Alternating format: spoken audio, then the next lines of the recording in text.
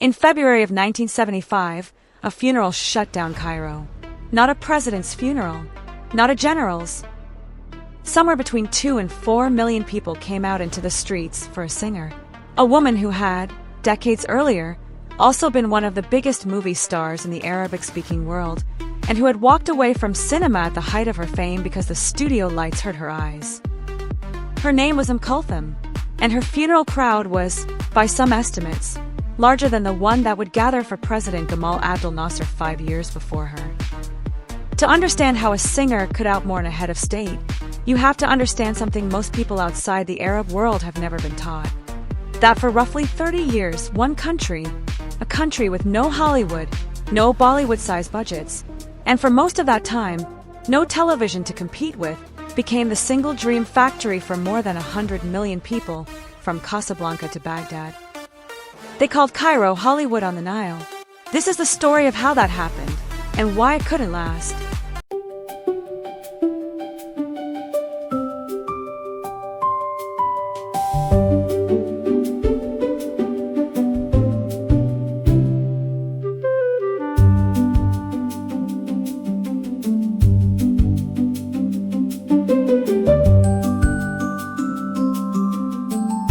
Start with a paradox.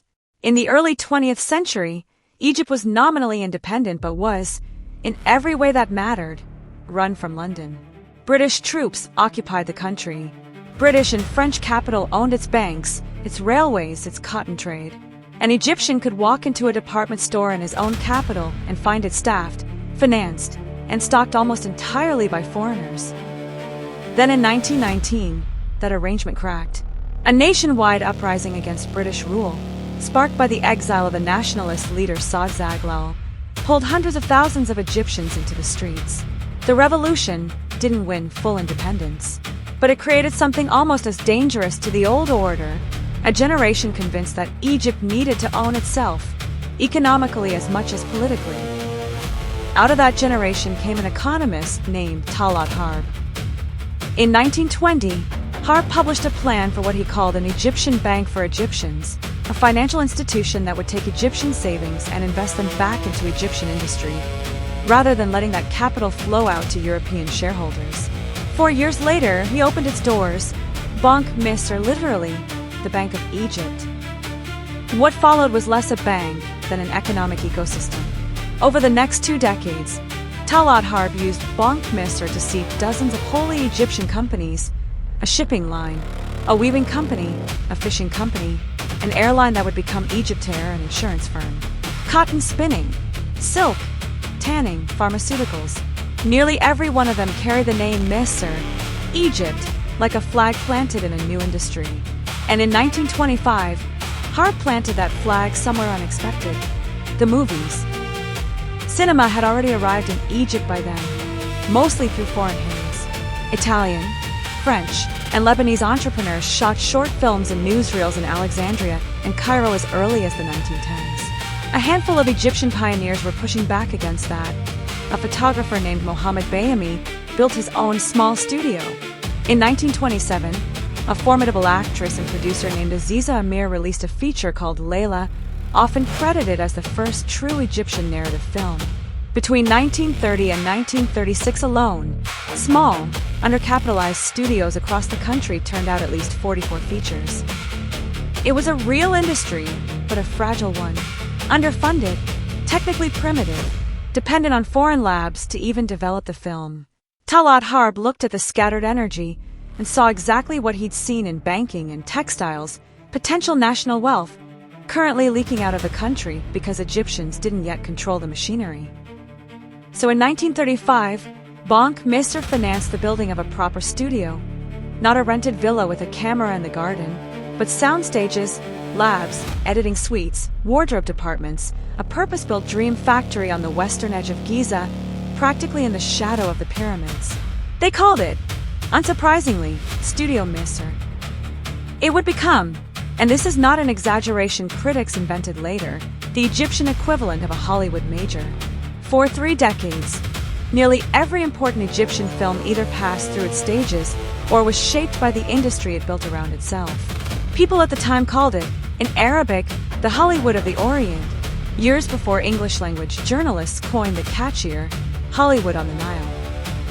But here's the part that made Studio Misr different from a simple business venture. Talaat Harb wasn't chasing box office. Or rather, he wanted box office badly because a studio that lost money couldn't survive. But the deeper goal was cultural sovereignty. If Egyptians were going to sit in dark rooms and watch moving images of themselves, he believed those images should be made by Egyptian hands, funded by Egyptian capital, telling Egyptian stories, not imported wholesale from Paris or Hollywood, and not filtered through the eyes of European directors working for European studios in Cairo. It's worth sitting with how strange that idea was in 1935. Most of the world's colonized and semi-colonized nations were, at that exact moment, watching their popular imaginations get filled with somebody else's movies. Harb's bet was that Egypt could instead export its own imagination outward to everyone who spoke Arabic. He was about to be proven spectacularly right. And the first proof would come from an unlikely leading lady, a singer from the Nile Delta who didn't, at first, even want the part. Her birth name was Fatima Ibrahim al-Sayyid al-Baltaji. Born in the Nile Delta around the turn of the century, the daughter of a village imam who supported his family partly by singing religious verse at weddings and celebrations. As a child, she had a voice so powerful that her father, a strict conservative man, began dressing her as a boy so she could join him and perform in public without violating the family's sense of propriety. By the 1920s, disguise wasn't necessary anymore. Word of the girl's voice had spread across the Delta and into Cairo itself. She took the stage name Kulthum, built a following among the capital's poets and composers, and by 1934, the same year Studio Misr was under construction, she was one of the very first voices to go out over Egyptian national radio. So when Talaat Harb needed his brand new studio's first feature to be an unmissable success, something guaranteed to put Studio Misr on the map, the calculation was straightforward. There was already a proven model. The singer Mohammed Abdul Wahab had scored a massive hit a few years earlier by essentially starring as himself, singing in a lightly plotted musical melodrama. Harb wanted the female equivalent at the biggest possible scale. He wanted Kulthum. The result was Wadad, released in 1936, Studio Misr's inaugural feature, directed by the German filmmaker Fritz Kramp with a screenplay shaped by the poet Ahmed Rami. It's a period romance set in the era of the Mamluk Sultans. A wealthy merchant loses everything and must sell the enslaved woman he loves, and fate eventually reunites them. Thin as melodrama, maybe, but it was crucially a vehicle. A frame built to hold Kulthum's voice, with musical set pieces composed by some of the biggest names in Egyptian music. It worked. Wadad was the biggest production Egypt had attempted to that point, and it was a sensation. Successful enough that it reportedly screened at the Venice Film Festival, a mark of international legitimacy that mattered enormously to a studio trying to prove Egyptian cinema belonged on a world stage. Studio Misr's gamble had paid off in its very first at-bat.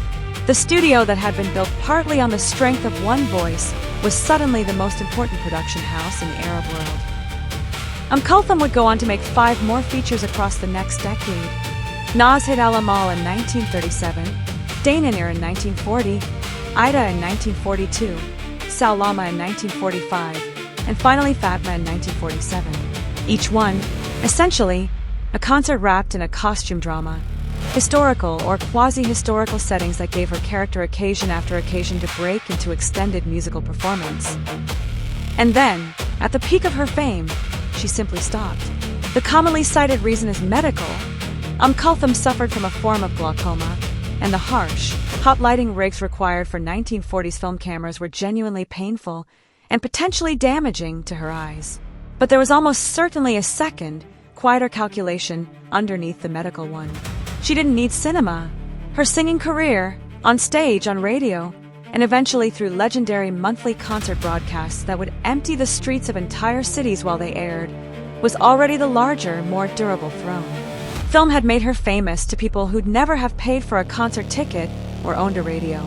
But her power was in the voice, live and unmediated, and by the late 1940s, she didn't need the screen to amplify it anymore. It's worth pausing on how unusual that retreat was. In Hollywood and Bollywood, in nearly every star system on Earth, the screen is the summit, the place a performer arrives once they've made it. Kulthum used the screen as a launching pad and then climbed past it onto something that mattered to her more. She would go on to become, arguably, the most famous singer the Arab world has ever produced. Nicknamed Kawkab al-Sharq, the Star of the East, closely tied to Gamal Abdel Nasser's government, which reportedly exempted her from taxes for life given how directly her concerts and radio presence supported national morale. But she had done something for Egyptian cinema that no box office chart alone captures. She had proven, in the studio's very first year, that homegrown Egyptian stars could fill a movie house better than any imported feature. Studio Misr now had capital, credibility, and a template. What it needed next was volume, a genuine assembly line, churning out stars, genres, and pictures fast enough to feed a hunger that, it turned out, stretched far beyond Egypt's own borders. By the 1940s, Studio Misr wasn't alone. Rival studios and production companies sprang up around it. Some, like the one built by the Alexandria-based entrepreneur Togo Mizrahi, cranking out comedies and melodramas at a pace that rivaled the biggest facility in Giza. Cairo had become, in effect, an entire company town for filmmaking: labs, costume houses, set builders, sound engineers, songwriters and composers who worked almost exclusively for the screen. And crucially, the audience for all of this was never just Egyptian. From the very beginning, Egyptian films traveled to Damascus, Beirut, Baghdad, Tunis, Casablanca, anywhere Arabic was spoken and a film projector could be found. This is the detail that turned Studio Misr from a domestic success story into a genuinely historic one. Egyptian cinema became the shared popular culture of an entire linguistic world. Think about what that meant in practice. A shopkeeper in Damascus, a schoolteacher in Tunis, and a taxi driver in Baghdad might have almost nothing linguistically in common in their day-to-day speech. Arabic dialects can differ enormously from country to country, but nearly all of them had grown up watching Cairo-made films and listening to Cairo-based radio. Egyptian colloquial Arabic became something close to a shared regional lingua franca, not because any government mandated it, but because Studio Misr and its rivals had spent 2 decades broadcasting it into every cinema and living room in the region. And that meant something else too. Ambitious performers from outside Egypt started coming to Cairo, the way actors once flocked to Los Angeles. If you wanted to be a star in the Arab world, Cairo was where you went to become one. And you learned to speak, sing, and perform in the Cairene dialect to get there, whatever accent you'd grown up with. Egyptian critics of the period liked to say that anyone who made it in Egyptian film became Egyptian in the process, dialect and all. Some performers even took Egyptian citizenship outright. The studio system built genuine celebrity machinery around all this. Layla Murad became one of the era's defining singing actresses, a Jewish Egyptian performer. She would later convert to Islam, whose musical films made her one of the country's biggest box office draws through the 1940s. Anwar Wagdi, matinee idol handsome, directed and starred opposite her in a string of hits, earning comparisons to Hollywood's Robert Taylor. The comedian Naguib al-Rehani brought a beloved stage persona to the screen. Assyrian-Lebanese émigré composer and singer, Farid al-Atrash, became one of Egyptian cinema's other great musical leading men, forming, with Kulthum before him, a template of a singing star that Egyptian studios leaned on again and again, because it let a single production sell both a story and a soundtrack at once. And the genre range was wide, wider than outsiders often assume. Yes, there were musicals, the industry's bread and butter, but there was also broad slapstick comedy, society melodrama about class and marriage, historical epics, and increasingly, by the late 1940s and 1950s, harder-edged social dramas about poverty, injustice, and the widening gap between Cairo's wealthy elite and everyone else. Egyptian studios were, in the words of later critics, unusually diverse in their output compared with many national film industries of similar size, because the audience was enormous and varied, and a studio that only made one kind of film left money on the table. By the late 1950s, it had become genuinely difficult to tell, on a purely technical level, lighting, sets, sound mixing, an Egyptian film apart from an American, Italian, or French one. That's not a small claim. It means that within about 2 decades, An industry that had started with underfunded silent shorts developed on foreign soil had matched the production values of the countries it once depended on. None of this happened in a political vacuum, though. Egypt in these decades was still, technically, a monarchy under British influence. And the biggest jolts to its film industry, for better and for worse, were about to come from world events far larger than any studio boardroom. The Second World War, oddly, was good for Egyptian cinema in the short term. Cairo became a rear base for British and Allied forces across the North Africa campaign, which meant a steady stream of soldiers on leave with money to spend and evenings to fill. Local entertainment, including the film industry, boomed even as much of the rest of the world's production ground to a halt or turned to wartime propaganda. The bigger rupture came in 1952, when a group of military officers, led by Gamal Abdel Nasser, overthrew the monarchy of King Farouk and declared Egypt a republic. For the film industry, the effect was, at first, almost entirely energizing. A new government eager to build national identity and project modernity had every incentive to support a booming, popular art form that already reached the entire Arab world. Production numbers climbed. By some measures, Egypt was on its way to becoming the third largest film-producing country on earth by sheer volume, an extraordinary claim for a nation with nowhere near Hollywood's or Bombay's population or capital base. This is also the moment the industry's most internationally famous couple emerges. Faten Hamama had been active professionally since childhood, discovered, according to legend, at a talent search, and by the 1950s had become the defining dramatic actress of her generation, closely associated with socially conscious films examining the lives of Egyptian women. In 1954, she starred opposite a young actor making his major breakthrough, a Cairo-born son of a Lebanese Catholic timber merchant, born Michel Dimitri Chalhoub. Their film together, directed by a rising talent named Youssef Chahine, was called Struggle in the Valley. The on-screen chemistry became real. The actor converted to Islam and changed his name to Omar Sharif to marry Hamama in 1955. For 20 years, Faten and Omar were arguably the most famous couple in the Arab world, appearing together in a string of hits before Sharif's career eventually pulled him toward Hollywood and toward roles in Lawrence of Arabia and Dr. Zhivago that would make him one of the only Egyptian stars most Western audiences have ever heard of.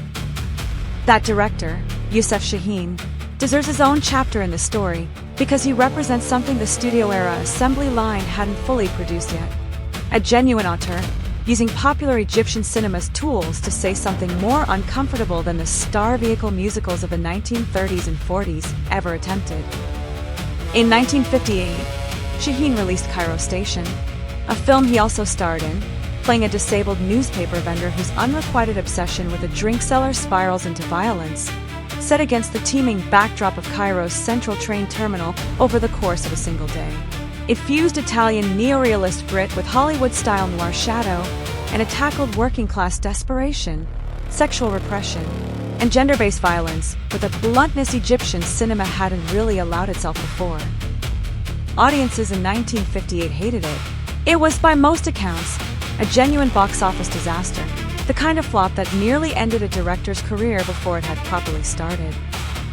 Decades later, critics would call it one of the greatest films the Arab world has ever produced, a rare case of an audience being decades behind a filmmaker's ambition. Chahine went on to a long, prolific career and would eventually become the industry's most internationally celebrated director, but Cairo Station stands as proof that by the late 1950s, Egyptian cinema wasn't only a factory for musicals and matinee romance.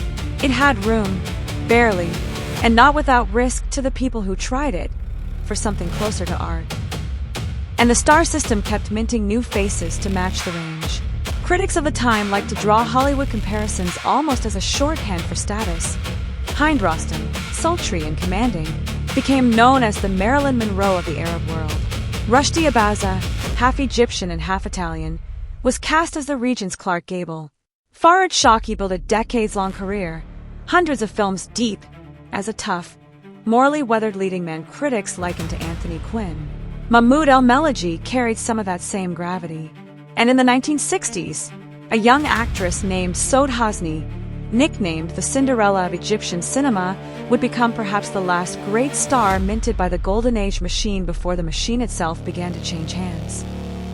Because by the start of the 1960s, the studio system that Talaat Harb had built out of private banking capital was about to become something else entirely: state property. Gamal Abdel Nasser's Egypt was, by the late 1950s, moving decisively towards state socialism. Banks, insurance companies, heavy industry, one by one, the private commercial empire that men like Talaat Harb had spent decades building was folded into government ownership in the name of economic independence from a new kind of foreign influence. Not colonial occupation this time, but private capital and foreign shareholders more broadly. In February of 1960, the government seized Banque Misr itself, the institution that had financed Studio Misr from its founding.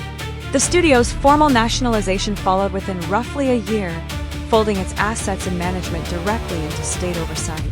The private dream factory Talaat Harb had imagined as a tool of economic self-determination was now, in a strange historical twist, being absorbed by a government pursuing an even more sweeping version of the same idea. For a while, state backing actually supercharged output, with government money behind it, and a general Egyptian cinema organization established to run production. Egypt's film industry hit some of its highest volume numbers ever in the early to mid-1960s, part of why some observers ranked it among the top 3 film-producing nations in the world by sheer quantity of features released per year. The clearest example of what state-backed Egyptian cinema could do, and what it was now expected to do, is Youssef Chahine's 1963 epic Saladin the Victorious. Adapted loosely from history and touched by the influence of the great Egyptian novelist Naguib Mahfouz, it told the story of the medieval Muslim leader who united Arab forces against the Crusaders, and it was funded in part with direct backing from Nasser's government at a budget scale Egyptian cinema had rarely attempted. It wasn't subtle about its purpose. A Crusader-era story of Arab unity against outside invaders, released at the height of Nasser's own pan-Arab nationalist project, doubled easily as political allegory. That's the tension running through this whole final stretch of the Golden Age. Government money made bigger, more ambitious films possible, but it also came with government expectations. Scripts increasingly had to clear layers of censorship and political approval. Storytelling that once might have prioritized box office or artistic ambition now had to also serve, at least somewhat, the ideological needs of the state. Arab nationalism, anti-colonial themes, a certain vision of socialist modernity. Chahine himself is a useful barometer here. He built his early trust in Nasser's revolution, partly through films like Saladin. But as the 1960s wore on, and government oversight of the industry deepened, he grew increasingly frustrated, eventually relocating for several years to Lebanon in the latter half of the decade, seeking room to work that Egypt's now heavily state-managed system no longer easily offered. And then, in June of 1967, Egypt suffered a shattering military defeat in the Six-Day War against Israel, a national trauma that punctured the confident, expansive mood the industry had been riding since the 1952 revolution. Nasser's Pan-Arab project, the ideological wind that had filled the sails of films like Saladin the Victorious, lost much of its momentum almost overnight. The Golden Age didn't end on that day, but the psychological and political climate that had sustained it for 3 decades had permanently shifted. The final act of this story isn't a single dramatic collapse. It's a slower unwinding and the strange, durable afterlife of everything Studio Misr built. Nasser died in 1970. His successor, Anwar Sadat, pursued a very different economic philosophy, opening Egypt back up to private investment and market forces, a policy known as Infitah, the opening. Eventually, that meant partially denationalizing the film industry too, reversing some of Nasser's state control. On paper, that sounds like a return to the private, entrepreneurial energy of Talaat Harb's original studio. In practice, it produced something closer to decline than renaissance. Several forces converged at once. Television, which had been a minor curiosity in the 1950s, became a genuine competitor for audience attention by the 1970s. Home video, and later, an explosion of cheap VHS piracy across the region, undercut cinema box office throughout the 80s. Government subsidy, inconsistent after denationalization, no longer guaranteed the kind of lavish production budgets that had built epics like Saladin the Victorious. Quality and volume both slid. By most accounts, the Egyptian film industry of the late 20th century never fully recaptured the cultural centrality it held during the Golden Age, although it never disappeared either, and would see real creative revivals, including a notable resurgence in quality and international recognition beginning in the 1990s. But here's what outlived the studio system: the nationalizations, the piracy, and the slow decline of Cairo's sound stages, the culture itself. Kulthum's funeral crowd in 1975 wasn't mourning a film industry. It was mourning a voice that Studio Misr had, decades earlier, helped turn into the single most recognized sound in the Arab world. Faten Hamama, Omar Sharif, Youssef Chahine, Studio Misr. These names remained cultural shorthand across the region for the rest of the century, endlessly rerun on Arab satellite television, long after the specific economic machine that made them famous had been dismantled and rebuilt more than once. Perhaps the single most durable legacy is one most people never think to credit to a film industry at all: the reason Egyptian Arabic became something close to a shared regional dialect. The version of Arabic a Moroccan and an Iraqi are each more likely to understand than each other's home dialect traces directly back to these 3 decades. Not to any government language policy, to movie tickets and radio dials, and to a banker who, a century ago, decided that if Egyptians were going to watch themselves on a screen, they should own the camera. It's tempting to tell the story as pure nostalgia, a golden age gone, mourned by old men who remember when the movies were better. But that undersells what actually happened here. For 30 years, a country that had spent most of the prior century being told what to want, what to buy, and who to be by outside powers built, instead, a machine that told the region what to dream. Not through military strength, not through political domination, Egypt's various regional political projects, including Nasser's own pan-Arabism, would rise and eventually falter. Through story, through song, through the simple, stubborn insistence of one Cairo banker that a nation's imagination was worth owning outright. Hollywood on the Nile didn't last forever. Almost nothing does. But for a while, from Casablanca to Baghdad, when people wanted to laugh, or cry, or fall in love on screen, they looked toward Cairo. And for a while, that was enough to make a whole region speak, at least at the movies, in one voice.